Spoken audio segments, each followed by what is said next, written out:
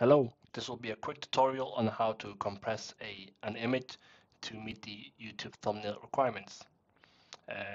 So the image size has to be less than 2 megabytes. The first thing you want to do is find the high resolution image that you want to compress. So I'm going to Finder, I'm clicking on the image itself, and then I navigate to File, Export in the preview, and then I change the format from whatever format it is to JPEG. And then I simply scale down on the size using the toggle here.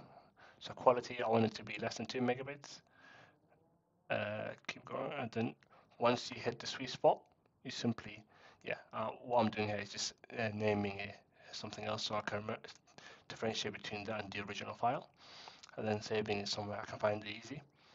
So hit and save, and then I go back to YouTube, and then this time, if I drop that image, if I can find it, yeah, down at the top, it should recognize the image file and the format and the size, and it should accept everything. So once I hit save, that should be it.